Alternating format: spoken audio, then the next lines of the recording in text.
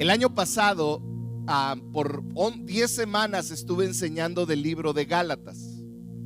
Estuve enseñando acerca de los primeros 3 capítulos. 10 semanas nos tomó abarcar 10 capítulos del libro de Gálatas. Y a partir del día de hoy, en miércoles, quiero empezar a enseñar los capítulos 4, 5 y 6 del libro de Gálatas. Vamos a irnos casi detalle por detalle de lo que habla. Yo te animo a que tomes notas. El libro de Gálatas nos enseña el evangelio de Cristo, pero no tan solo cómo entro al reino de los cielos. No me enseña tan solo el que soy salvo, sino me enseña cómo debo de vivir en esta tierra correctamente. El libro de Gálatas es un libro riquísimo, es un libro que te va a enseñar quién eres y cómo debes de vivir. Quién eres en Cristo y cómo debes de vivir en Cristo. Entonces, a manera de repaso, ya algunos que tienen viniendo miércoles del año pasado, vamos a iniciar, voy a empezar con el repaso desde el capítulo 1 bien rápido. Lo primero que quiero recordarles es que el libro de Gálatas enseña en su inicio que alterar el evangelio es lo mismo que invalidar el evangelio. ¿Qué es esto? Si alguien cambia el evangelio, aunque sea por una palabra, por una coma, si alguien mete una idea extra, no es que sería mejor si le hacemos así y va en contra de lo que dice la palabra de Dios, estás invalidando el evangelio, ¿sí? Entonces, eso nos lleva a entender y a que como cristianos tenemos que entender qué es el evangelio. El evangelio, para entenderlo, tenemos que entender 2 bases principales del evangelio. La primera base que no puede ser alterada, ahí viene, es que soy pecador. Todos los seres humanos somos pecadores y no hay manera de algo que yo pueda hacer para salvarme. ¿Qué es esto? No puedo ganar mi salvación portándome bien, dando todo mi dinero a los pobres, sacrificando mi vida por alguien más. Esos son buenas acciones, pero no me ganan ninguna de ellas la salvación. Y si alguien te dice es que si das dinero Dios te perdona, va en contra de esa primer columna del evangelio. Tú eres pecador y no hay nada que puedas hacer para salvarte. Lo segundo es que somos salvos por creer en la obra redentora de Cristo y siempre decimos, ¿y qué? Yo soy salvo por creer en la obra redentora de Cristo. Entonces, como resumen, el mensaje del evangelio es que tú y yo somos salvos por gracia, por medio de la obra de Cristo. Somos salvos por la gracia, el amor inmerecido de Cristo por nosotros, lo cual nos lleva a un término que se toca también en la primera parte del libro de Gálatas, y es la palabra justificación. El ser perdonado por gracia implica que yo fui justificado. Di conmigo, justificado. Justificado, la justificación es esencialmente lo mismo a limpieza o pureza. Entonces está diciendo, ese proceso donde el pecado te ensució y tú reconoces que eres pecador, que no puedes hacer nada para limpiarte a ti mismo, y tú reconoces a Cristo como tu suficiente Salvador y crees en lo que Él hizo por ti, Él te limpia. ¿Qué es esto? Él te purifica, Él te justifica. ¿Qué es esto? Que en ese momento yo soy hallado justo. no por algo que yo hice, sino porque yo creí en Cristo. ¿Estamos claros hasta ahí? Pónganme la siguiente imagen. Ese es parte de los que no son nuevos o tienen poco. Esos son diseños de Picasso, los hizo hace tiempo. Son mis dibujos, perdónenme, pero así lo entiendo yo. Antes de donde dice inicio en amarillo, donde se ve así como feo, traté de hacer como un camino de terracería lleno de piedras, todo feo. Es tu caminar antes de Cristo. Llegas y reconoces tu pecado y eres justificado por fe. Ahí inicia el caminar del cristiano. Muchos creen que el inicio, el ser justificado, es todo. Y entonces pueden vivir como quiera. No han entendido lo que es ser cristiano. El ser justificado por fe, el ser perdonado, es el inicio de una vida cristiana, de una vida piadosa. Eso se le llama, y Gálatas le llama, vivir por la fe. Fíjate pónganme la que sigue.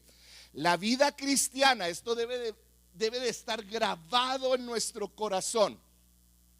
La vida cristiana es un proceso continuo de realineamiento, enfocado en hacer todo, di conmigo todo, de acuerdo con la verdad del evangelio. Este es el concepto. ¿Estás aquí conmigo? El evangelio es: yo conozco a Cristo, soy justificado y empiezo mi proceso de santificación, que es el camino ese que empezábamos. Pero en mi vida, de repente, vamos a poner un ejemplo. Josué batalla con el mal carácter. Di hola, Josué, y batallo con el mal carácter. Es un decir. Josué batalla con un área y va caminando y dice: Señor, yo quiero agradarte, fortaléceme. Pero de repente se equivoca. Todos háganle, qué bárbaro, Josué. Pero la verdad es que todos nos equivocamos, ¿no es cierto? Todos nos equivocamos. Todos tenemos áreas donde en nuestro caminar la regamos. Entonces, por eso el cristianismo es ese proceso continuo de realineamiento. ¿Qué es esto? Me salí, me comporté incorrectamente, pero el Espíritu Santo me dice: estás actuando mal. Entonces yo me realineo a la palabra. ¿Sí me explico? El gran problema es que muchos viven desalineados en un misma área, y es ahí donde yo digo: quizá no has conocido de Cristo si ese pecado te está dominando. ¿Está claro? Entonces, Martín Lutero lo decía de esta manera: simul justus et peccatores, que quiere decir en latín simultáneamente justos y pecadores. ¿Qué es esto? Yo soy justificado por la fe, pero mientras camino la riego. ¿Cuántos dicen yo también? Entonces, como yo la riego, soy justificado. El Padre ve a Cristo en mí, y cuando me equivoco, yo puedo realinearme diciéndole: Señor, perdóname, quiero aprender de tu palabra. Lo que estás haciendo aquí en muchas áreas es realinearnos con Él. ¿Sí? ¿Vamos bien hasta ahí? Lo último que tocamos del capítulo 3 es qué significa ahora sí vivir por la fe. Ya vimos los primeros 2 capítulos, lo que es ser justificado, lo que hace un encuentro con Jesús, la nueva naturaleza que te da. Pero ahora viene el vivir por la fe. ¿Qué es vivir por la fe? Muchos creen que es creer en Dios. Creer en Dios no salva, pero creerle a Dios sí salva. Te lo voy a poner en un ejemplo.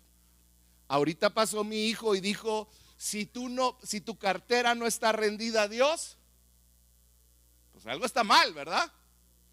Es básicamente eso. Porque todos decimos: oh sí, Señor, sáname. Oh Señor, yo te doy toda mi vida. Y Dios dice: ok, si tú me crees, dame lo que es mío. Da ese paso de fe. Es muy difícil decirle: yo creo en ti, Dios, a decir, yo creo todo lo que tú hablas y voy a vivir mi vida de acuerdo a lo que tú hablas. ¿Me explico? Entonces, vivir por fe no es venir a una iglesia, no es saberte las canciones, no es levantar las manos, no es derramar una lágrima de cocodrilo de vez en cuando. Vivir por fe es creer la palabra de Dios y alinear tu vida a esa palabra. Esa es la vida de la fe. Lo último que habla en el capítulo 3, y es lo último que voy a repasar, empieza a hablar de la ley. ¿Qué es la ley? La ley es algo que Dios le dio al pueblo de Israel para que ellos pudieran tener una manera de medir su espiritualidad y acercarse a Dios. Era como un espejo, quiero que así lo veas. Entonces la ley nos llegó para hablarnos sobre no nos llegó para salvarnos, llegó para decirnos qué tan mal estamos. No debo de mentir, dice la ley. Y yo estoy seguro que en algún área muchos de nosotros quebrantamos esa ley el día de hoy. Y qué difícil es vivir una vida con ninguna mentira. La ley te hace ver que es imposible por tu esfuerzo llegar a Dios. Te voy a leer lo que leí en un libro. El objetivo principal de la ley es mostrarnos nuestro problema, que somos transgresores de la ley, y para probarnos que nosotros no podemos ser la solución, ya que somos incapaces de guardar la ley perfectamente. ¿Sí? Entonces llegamos al capítulo 4. Voy a leerles los primeros 7 versículos. Hoy nomás vamos a ver los primeros 7 versículos. Pablo le dice a la iglesia en Galacia, en otras palabras, va a ser un resumen de los primeros 3 capítulos. Pon mucha atención. Dice, mientras el heredero es menor de edad, en nada se diferencia de un esclavo, a pesar de ser dueño de todo. ¿Cuántos dicen amén? No es cierto, ni entendimos. Está raro, no es cierto. De repente, yo cuando lo leí, cuando iba a empezar a preparar esto, dice, ¿y ahora qué? ¿Cuántos no le entendieron? ¿Cuántos están engañándose a sí mismos? Ok, ahorita les voy a tratar de explicar todo lo que investigué para entender esto. Dice, al contrario, está bajo el cuidado de tutores y administradores hasta la fecha fijada por su padre. Así también nosotros, cuando éramos menores, estábamos esclavizados por los principios de este mundo. Pero, di conmigo, pero. Cuando se cumplió el plazo, Dios envió a su hijo, nacido de una mujer, nacido bajo la ley, para rescatar a los que estaban bajo la ley, a fin de que fuéramos adoptados como hijos. Ustedes ya son hijos, dice Pablo. Dios ha enviado a nuestros corazones el espíritu de su Hijo que clama, Abba, Padre. Así que ya no eres esclavo, sino hijo. Y como eres hijo, Dios también te ha hecho heredero. Entonces, Pablo comienza con una explicación medio rara, que tiene que ver con un contexto cultural de los romanos, ni siquiera de los judíos, no de los griegos. Acuérdate que había 3 culturas reunidas ahí. Pero lo que está hablando es a la mayoría de personas que componían la iglesia en Galacia, que eran romanos. Entonces Pablo les da un ejemplo que ellos entendían. Te lo voy a tratar de desmenuzar. Yo quiero que pienses en una familia, en tu familia. En un hogar romano, en una familia romana, había algunos siervos, o también les llamaban esclavos, que estaban a cargo de diferentes áreas. Una familia romana poderosa económicamente tenía esclavos que cuidaban ciertas áreas de la vida de esa familia. Por ejemplo, había un esclavo que se encargaba de darle mantenimiento a todos los bienes. Había otro esclavo que se encargaba de todo el ganado. Había otro esclavo que se encargaba de la contabilidad de la casa. Pero había también unos esclavos que eran muy cercanos a la familia, que se encargaban de los hijos. La familia poderosa romana lo que hacía es que asignaba a una persona, a un siervo, a un esclavo, el cuidado de sus hijos. Y fíjate, esa familia vivía ahí con ellos. Dice, cuando nacía un niño en la familia, el siervo o el esclavo lo tomaba al hijo como si fuera de él, lo cuidaba, fíjate bien todo lo que hacía, lo vestía con ropas apropiadas para jugar, para que él no se diferenciara en nada con el resto de los niños, de los siervos con quienes jugaba. Te lo voy a tratar de explicar. Una familia tenía un hijo, se lo daban al siervo para que lo cuidara en la casa. Ese siervo tenía otros hijos. Entonces ese siervo no le ponía ropa especial al hijo del patrón, sino le ponía la misma ropa de sus hijos para que no hicieran diferencia. Ese niño no tenía derechos, aunque sea hijo del dueño de la familia, del patriarca. Este niño no tenía ningún valor especial. Él crecía con los hijos de los siervos, vistiéndose igual, comiendo igual, todo era igual. Y fíjate algo más. Ese niño, mientras iba creciendo hasta que se consideraba un adulto, tenía que obedecer al esclavo. Te lo voy a repetir.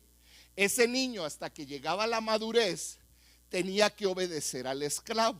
Entonces vamos a volver a leer el versículo 1. Dice, mientras el heredero es menor de edad, en nada se diferencia de un esclavo.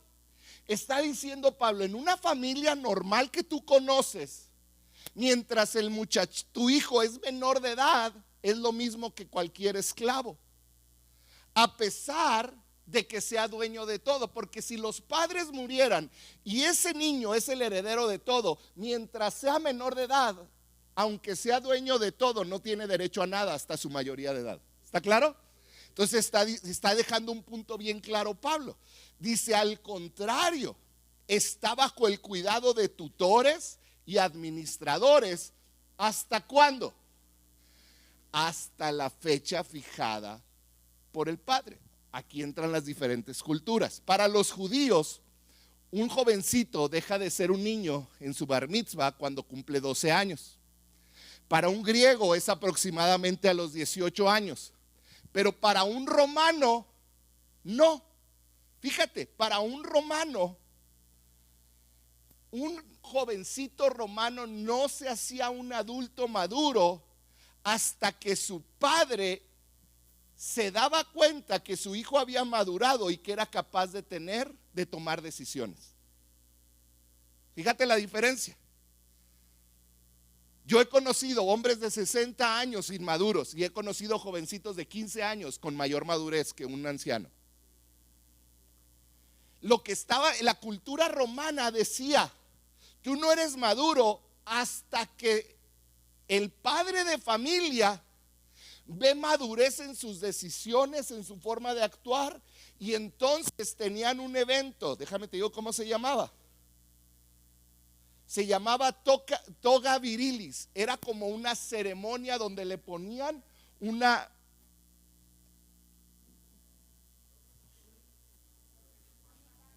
como una túnica, sí, como una capa sobre sus hombros. ¿Se acuerdan al hijo pródigo cuando regresó que le pusieron túnica? Es eso, le estaban haciendo toga virilis. ¿Qué es? Ya eres maduro, eres un adulto. Entonces, devuélvanme el versículo anterior. El padre era el que determinaba cuándo el hijo estaba maduro. Fíjate lo que dice. La fecha fijada por su padre. ¿Sí? Hasta ahí estamos claros. ¿Sí? Ya entendimos hasta ahí. Entonces el padre decidía cuándo era. Vamos a leer el versículo 3. luego lo empieza ahora sí a comparar a nosotros en Cristo. Dice, así también nosotros. Voltea con el de un lado y dile, esto es para nosotros. Cuando éramos menores, fíjate lo que dice, fíjate las palabras. Dice, cuando éramos menores, estábamos esclavizados por los principios de este mundo. Ahora va a ser la comparación con la familia de Cristo. Y está diciendo, pónganme la que sigue. Antes de, no, es unas fotos. Esa, otro megadiseño de mi parte. Antes de Cristo, ahí está la cruz, esa cruz es una cruz, ¿ok? Antes de Cristo estábamos bajo la ley. Está diciendo, éramos menores de edad. ¿Qué es esto? Se nos había puesto un tutor. ¿Se acuerdan que hay un versículo que la Biblia dice que la ley era nuestro tutor, nuestro maestro? Ahí lo vuelve a repetir. Antes éramos menores de edad, vivíamos en esclavitud porque el Padre todavía no mandaba a Cristo. Entonces es lo que estaba diciendo. Antes de Cristo estábamos esclavizados. ¿Esclavizados por qué? Por la ley. Luego el versículo 4 dice, pero, di conmigo, pero. Cuando se cumplió el plazo, ¿qué es esto? Cuando Dios dijo, ya maduró. Dice, Dios envió a su hijo, nacido de una mujer, nacido bajo la ley. ¿Para qué? Dice el versículo 5, para rescatar a los que estaban bajo la ley, a fin de que fuéramos, y aquí viene el tema del día de hoy, adoptados como hijos. Entonces, antes de Cristo estábamos muertos, esclavizados, pónganme la que sigue, pero después de Cristo ya no es la ley, ahora somos hijos e hijas de Dios. Como quien dice, es como si hubiéramos alcanzado la mayoría de edad, es el ejemplo que está usando Pablo, y se nos ha dado autoridad, porque fíjate, en el ejemplo de la casa romana, el niño mientras era menor de edad no tenía autoridad sobre nada, le tenían que decir qué hacer, como era con la ley. ¿Sí ven el paralelo? Pero ahora en Cristo, lo que Pablo está queriendo decirle a todos los cristianos cabezones, que no hay ninguno aquí en esta hermosa iglesia, les está queriendo decir, ahora ustedes fueron adoptados y ahora tienen autoridad. Ya no tienen que hacer lo que el pecado les dice. Hay una nueva libertad porque en Cristo, en el tiempo que Él lo estableció, vino, murió por nosotros, te rescató, te salvó y ahora tú tienes autoridad. En pocas palabras, tenemos que pedirle a Dios que nos revele la cruz profundamente. ¿Cómo? Por medio de la cruz, tú y yo somos transformados de enemigos de Dios a hijos de Dios. Y un hijo, a pesar de que se equivoca y la riega, sigue siendo hijo. Y Pablo está tratando de decirles, no es la religiosidad de que si te equivocaste y te moriste, te fuiste al infierno. De que si me equivoqué, entonces me da vergüenza acercarme. Eres un hijo.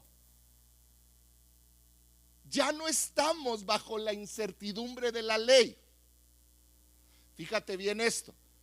¿Cuál era la incertidumbre de la ley? Era que si yo no había prestado el sacrificio para el perdón de mis pecados y algo me pasaba, yo iba al infierno. Era la incertidumbre de no saber qué va a ser de mí. Era la incertidumbre de no saber si voy a estar con el Señor o no. Y hay cristianos hoy en día que viven con esa duda. Si tú creíste en Cristo, fuiste justificado, tú fuiste adoptado y ahora eres hijo. Eres hijo. Y eso debe de traernos una seguridad de nuestra salvación.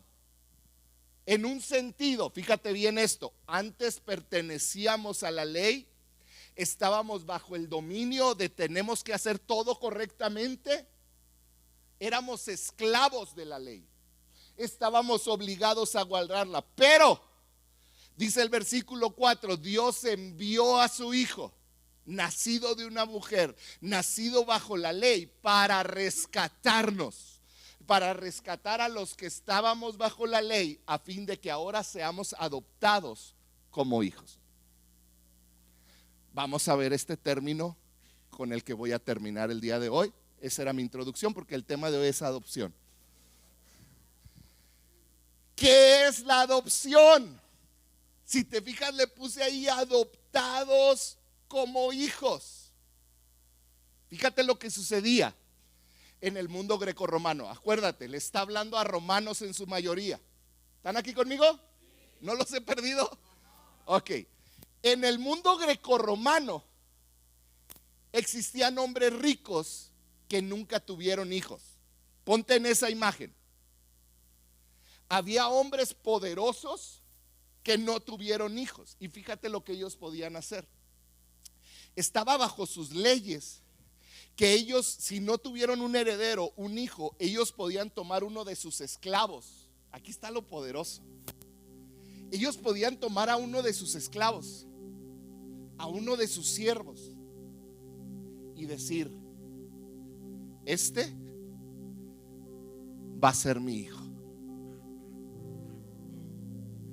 Era un esclavo, no se lo merecía, no había hecho nada para ganarlo, no tiene la misma sangre, no tiene nada, fue un esclavo toda la vida. Pero el amo, el jefe de familia decía: yo lo amo y yo quiero darle mi nombre. Gracias, puedes sentarte, José. Entonces este hombre estaba bajo las leyes romanas, que él, si no tenía hijos, lo tomaba y lo adoptaba como hijo. Y cuando lo adoptaba como hijo, todos los derechos, di conmigo todos, de que hubiera tenido un hijo de sangre de él, estaban sobre ese hijo, al grado que si ese patriarca moría, todo era heredado al esclavo que había sido adoptado. Era el dueño de todo. Ahora él podía tener y él ser una persona diferente, porque ahora era hijo, ya no era esclavo. Esto es lo poderoso de lo que Pablo está hablando. Comenzaba a ser un hijo y él inmediatamente era digno de la herencia del padre. Inmediatamente. Aunque por nacimiento era un esclavo sin relación con el padre, ahora tenía el estatus legal de hijo. Tenía acceso a una vida llena de privilegios. Fíjate bien lo que era. Ahora tenía privilegios que antes no tenía. Esto es una metáfora increíblemente inteligente de Pablo para decirle a los creyentes: tú fuiste adoptado por Cristo y ahora eres heredero. Y el hecho de que quizá te equivoques, como todos nos equivocamos, pero te acercas al trono de la gracia a pedir perdón, porque eres hijo, Él te perdona. Eres heredero. ¿Qué quiere decir? Que legalmente tienes una herencia. Cuando pensamos en la salvación, yo quiero que te aprendas esto. Es una moneda muy pequeña de 5 pesos. Si alguien tiene una de 10, ahorita se la devuelvo. ¿No? Puros billetes de 500, ¿verdad? Está bien. Pero esta es una moneda. Las monedas tienen ¿cuántas caras? ¿La salvación también? Sí. Les estoy diciendo. Déjenme les explico cómo. Gracias. Esta se ve mejor, ¿verdad? Tenemos que pensar en nuestra salvación. Tendemos a pensar que la salvación es que Dios quitó mis pecados. ¿Cuántos dicen amén? Y es verdad, ¿no es cierto? Y creemos que eso es todo. Pero eso tan solo es la primera cara de la salvación. La primera cara de la salvación es: Dios me quitó el pecado, me limpió. Pero eso tan solo es una cara. Hay una segunda cara. Pónganme la que sigue. Es que no nomás me perdona, sino que me transfiere los derechos y privilegios de hijo.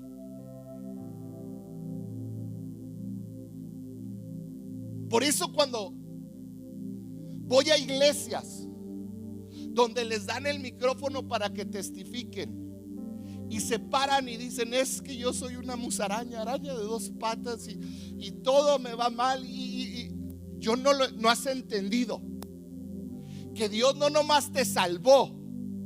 Hay una segunda cara de la salvación, que Él te salvó y te transfirió los derechos y privilegios de hijo que había en Cristo.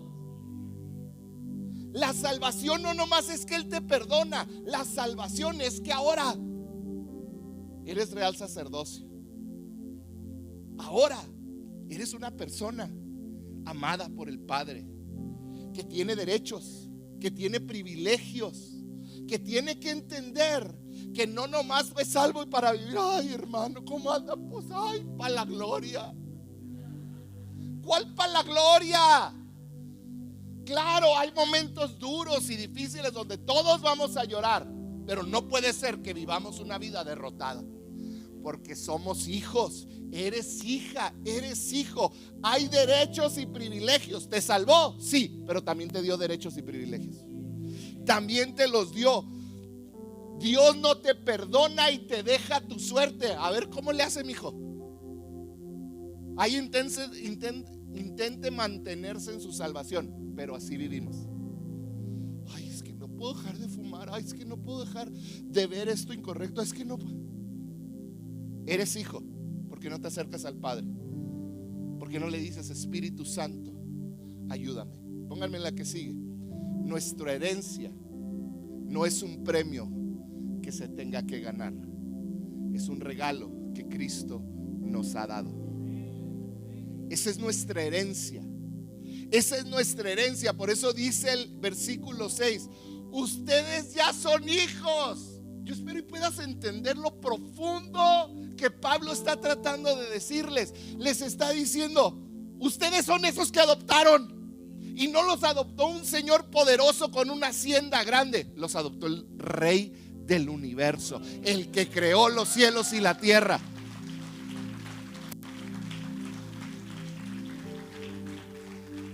Por eso el versículo 6 dice Pablo, yo creo desesperado, arrancándose los pelos. Dicen que era pelón, no sé. Ustedes ya son hijos. Dios ha enviado a nuestros corazones. Y luego les dice: les envié el Espíritu de su Hijo. Al Espíritu Santo está dentro de ustedes. No tienes que vivir atado al pecado. Vas a luchar contra el pecado, pero no tienes que vivir atado. ¿Y qué es lo que hace? Fíjate, esto me impactó. Ese espíritu que ahora mora dentro de nosotros como hijos de Dios, ese espíritu clama. La palabra clama es la palabra, pónganme la que sigue. Hoy vieron mis jeroglíficos de letra, pero bueno. Es la palabra kratzán, que es un grito desgarrador, un grito apasionado. Ok. El espíritu que está dentro de ti reconoce: este cuate, esta chava es hija, es hijo. Y por eso desde dentro clama: papito. Y a veces nuestra culpabilidad calla ese clamor y empieza a sepultarlo, y empieza a sepultarlo y sepultarlo y sepultarlo. ¿Qué es lo que sucede? Ese Espíritu Santo que está dentro de nosotros te grita: eres hijo. Muchos de ustedes que han vivido en culpabilidad su vida, les está diciendo: eres hijo, eres hija. Está clamando, Él es tu papito. Abba Padre era arameo para decir papito, la palabra más personal de un hijo hacia un padre. ¿Qué estaba clamando? Te recuerdo que eres hijo, que eres amada, que eres amado, que eres, ¿qué es lo último que dice? Heredero. No tan solo te perdonó, hay otro lado, te transfirió los derechos, te transfirió los privilegios de ser hijo de Dios. Y termina como con el sello en el pastel. Pónganme el versículo 7.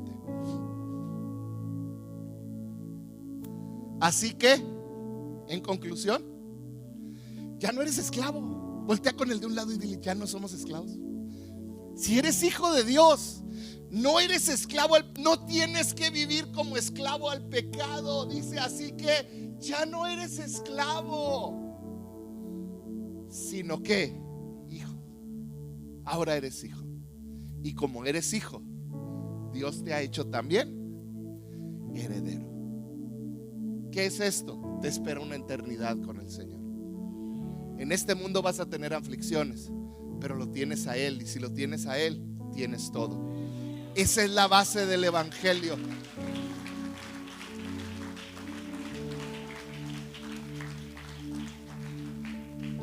Y termino con esta última, que define todo lo que enseña Pablo en estos últimos.